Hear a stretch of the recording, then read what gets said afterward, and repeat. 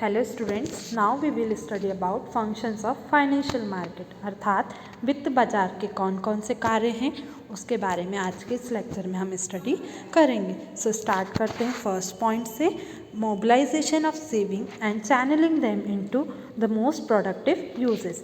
A financial market facilitate the transfer of saving from the savers to investors. It gives savers the choice of different investment and thus help to channelize surplus fund into the most productive use. अर्थात जो financial market है वो saving की हुई public की fund को investment में convert करती है, ट्रांसफ़र करती है और उसे डिफरेंट इन्वेस्टमेंट में यूज़ करके उसे प्रोडक्शन में यूज़ करती है। यानी उस फंड को किस रूप में यूज़ करती है? प्रोडक्शन के लिए यूज़ करती है। जो फंड को मार्केट में इन्वेस्ट करता है उसे हम इन्वेस्टर कहते हैं और उन इन्वेस्टर्स को उनके फंड के बदले में सरप्लस या प्रॉफिट प्रोवाइड करती है। Now the second point is facilitating price discovery. A force of demand and supply helps to establish a price for a commodity or service in the market. In the financial market, the households are suppliers of funds and business firms represent the demand. The interaction between them help to establish a price for the financial assets which is being traded in that particular market. अर्थात financial market में commodities और उनकी services के price जो हैं वो जो demand है और जो सप्लाई है उसके ऊपर डिपेंड करता है। जैसी डिमांड और जैसा सप्लाई होगा वैसे ही कमोडिटीज़ की प्राइस और सर्विसेज की प्राइस मार्केट में स्टैब्लिश की जाती है। मार्केट में इन्वेस्टमेंट के रूप में जो इन्वेस्टर्स हैं या जो इंस्टीट्यूशंस हैं उनको अमाउंट या डिपॉजिट्स जो हैं, फंड्स जो हैं वो हाउस होल्ड की तरफ से ही मिलता है, यानी जनरल पब्लिक की तरफ से ही फंड अवेलेबल मार्केट में बिजनेस में हो पाता है।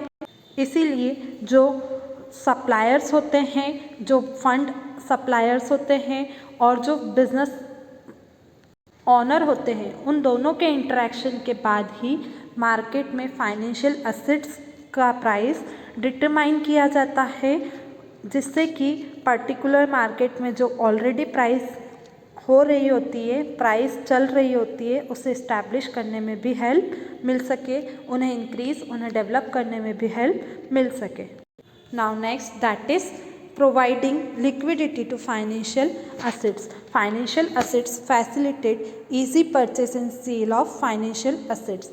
In doing so, they provide liquidity to financial assets so that they can be easily converted into cash whenever required. Holders of assets can readily sell their financial assets through the mechanism of the financial market. Financial market में purchase और cell किसका किया जाता है?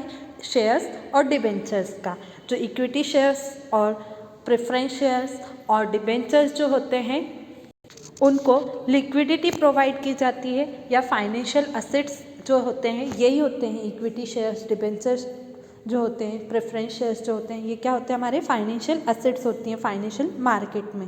तो इनको liquidity दी जाती है, इतनी फ्लेक्सिबिलिटी दी जाती है कि जब किसी इन्वेस्टर या जब किसी पर्सन को कैश की ज़रूरत हो तो वो शेयर्स और डिबेंचर्स को मार्केट में ही सेल कर या कंपनी के साथ में एक्सचेंज कर कैश में कन्वर्ट करवा सकते हैं और जब वो चाहें तब वापस से इन्वेस्ट कर सकते हैं. इस तरह से फाइनेंशियल मार्केट में क्या होता है? एक मैकेनिज़्म फ्रेम कर दिया जाता है. So next point, that is reducing the cost of transactions. Financial market provide valuable information about securities being traded in the market. It helps to save time, efforts and money that both buyers and sellers of the financial assets would have to otherwise spend to try and find each other. The financial market is thus a common platform where buyer and seller can meet the fulfillment of their individual needs. अर्थात financial market जो है वो एक valuable information securities के बारे में देता है। ये सिक्योरिटीज़ मार्केट में ट्रेड हो रही होती है, मतलब परचेज और सेल हो रही होती है, उनके बारे में ही फाइनेंशियल मार्केट क्या करता है, इंफॉर्मेशन देता है। और ये जो मार्केट है ये टाइम को सेव करता है, पर्सन के एफर्ट्स को सेव करता है, पर्सन की मनी को भी सेव करता है, क्योंकि वहाँ पर एक ही प्लेटफॉर्म पर बायर्स और सेलर्स दोनों अवेलेबल हो जाते हैं। यानी पर्सन जिसको इन्वेस्ट करना होता है वो पर्सन भी अवेलेबल होता है, और जिसको शेयर्स या डिबेंचर्स परचेस करने होते हैं वो भी अवेलेबल होता है। कॉमन प्लेटफॉर्म पर दोनों अवेलेबल होते हैं, इसीलिए उनके जो टाइम होता है वो भी बचता है, मनी होता है वो भी बचता है, और दोनों पर्सन्स को एक ही दूसरे को ढूंढने के लिए ज़्यादा टाइम, ज़्यादा एफर्ट्स नहीं लगाने पड़ते हैं, और अपनी इंडिविजुअल नीड्स को फुलफ़िल करने में भी सक्सेसफुल रहते हैं। इसलिए फाइनेंशियल मार्केट क्या है, एक ऐसा कॉमन प्लेटफॉर्म है जहां पर बायर्स और सेलर्स एक दूसरे की नीड्स एक ही प्लेटफॉर्म पर कंप्लीट कर लेते हैं